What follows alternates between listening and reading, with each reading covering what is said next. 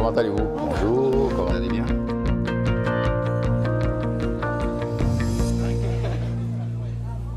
Monsieur le Président, Oui. Je crois que je peux parler au nom de mes camarades ici présents. Ouais. On est bénéficiaire de la Fondation Renault et on est ravis de faire partie de cette famille. J'ai intégré le Master Mobilité Véhicule électrique qui m'a permis en fait de compléter ma formation d'ingénieur grâce à une formation qui respire l'innovation.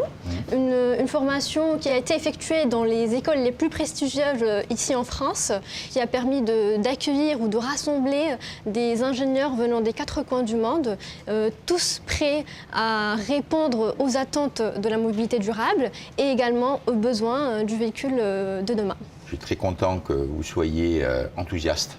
Évidemment, l'objectif, il est toujours le même, hein, c'est d'offrir à des jeunes professionnels des formations qui sont des formations d'un très bon niveau.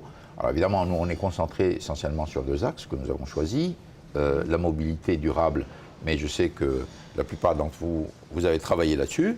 Et nous sommes très légitimes sur la mobilité durable, puisque nous avons, dès le départ, fait la promotion du véhicule électrique de zéro émission. Et puis la deuxième chose, qui est le management multiculturel, c'est-à-dire que le fait d'avoir des personnes qui soient à l'aise dans différents pays, dans différentes cultures. Tout à fait. Ouais. Monsieur le Président, vous Oui. venez vraiment de présenter la Fondation aujourd'hui. Comment la verriez-vous dans 10 ans? Franchement, pas très différent. Je pense que le fait d'offrir à des jeunes professionnels des formations de haut niveau, d'excellence, qui soient centrées sur ce dont l'industrie a besoin ou ce dont le business a besoin, ça va continuer, ça ne va pas changer. Évidemment, ce qui est en train de changer, ce sont les compétences. Hein. C'est-à-dire que, comprenez bien que l'ingénieur, dans 5 ans, dans 10 ans, il aura des compétences très différentes par rapport à celles qu'il a aujourd'hui, et vous imaginez par rapport à celui d'hier. Donc ça, il va falloir qu'on accompagne. Plus de 50% des embauches que nous avons fait en France sur l'année 2016, c'était des ingénieurs, mais ce sont des ingénieurs d'un profil très particulier, c'est-à-dire ce sont des gens qui travaillent surtout sur le numérique, ce sont des gens qui vont nous aider à développer les véhicules autonomes, ce sont des gens qui sont très spécialisés, qui apportent une contribution sur les véhicules connectés et qui sont différents, qui apportent des compétences différentes de celles du passé. Donc ce que nous vivons aujourd'hui, nous allons le vivre encore plus dans 5 ans et dans 10 ans. Donc je dirais, moi, la mission, elle va être la même, sauf que les formations, les compétences dont nous aurons besoin vont probablement être très différentes.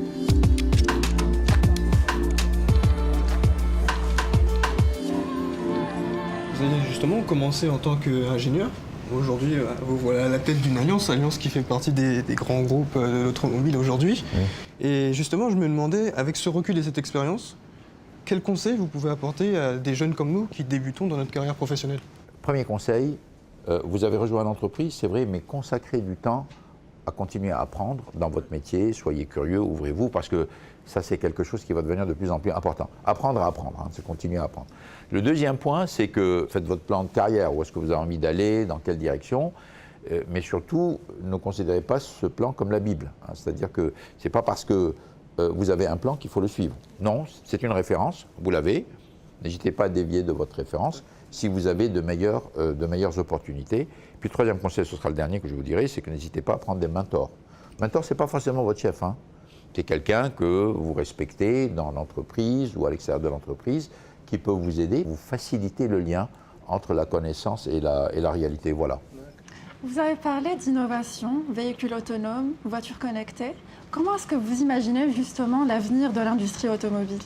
Bon, actuellement, on est en train d'aller vers un produit de plus en plus technique qui essentiellement va bien au-delà d'un objet qui vous permet de vous transporter, qui est une sorte d'espace mobile personnel dans lequel vous allez pouvoir faire beaucoup de choses. Donc ça veut dire qu'on va vers un développement technologique très important qui va faire de la voiture un objet non seulement de transport, comme était le téléphone mobile qui était essentiellement quelque chose pour communiquer, mais qui est devenu une sorte de petit mini-computer que vous avez avec vous, dans lequel vous faites des tas de choses. Et bien, la voiture, on va dans ce sens-là, c'est-à-dire que la voiture va être un espace dans lequel vous allez pouvoir faire beaucoup de choses et qui ne va pas vous servir uniquement pour le transport. Mais ça veut dire une révolution technologique, une transformation de l'organisation de l'entreprise, non seulement en interne, compte tenu de la digitalisation, des compétences nouvelles qu'il va falloir intégrer, des connexions différentes entre les différents départements, mais aussi avec l'extérieur, parce que les fournisseurs ne sont pas les mêmes. Les connexions que le constructeur automobile devra avoir avec les tech companies, hein, vont être très différentes. Donc vous allez participer franchement à une période extrêmement intéressante dans laquelle il y a une redéfinition du produit et une redéfinition des services autour du produit.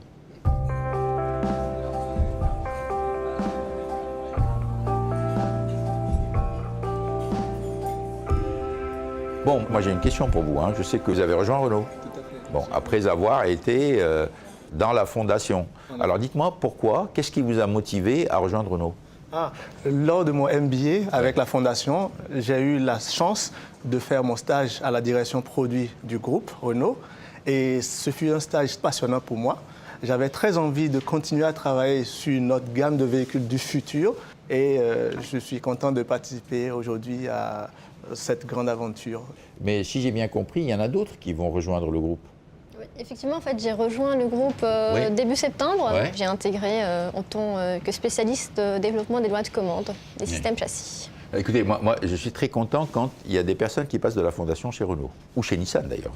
Alors évidemment, la fondation, elle n'est pas faite comme une antenne de recrutement, ce n'est pas du tout l'objectif. Il y a une mission propre de la fondation, mais c'est vrai que le fait d'avoir des jeunes comme vous qui, dans la fondation, dites « Attendez, moi je suis intéressé de rejoindre le groupe », vous avez fait du management multiculturel, vous venez du côté de l'ingénierie mobilité durable, donc c'est très bien. Ça veut dire que finalement, ce qu'on est en train de faire autour de ces deux axes marche et est attractif pour des jeunes comme vous, c'est très bien. Merci beaucoup. Bon courage et à très bientôt. Au revoir, mademoiselle. Oui, au revoir, bon courage. C'est un plaisir. Au revoir, à très bientôt.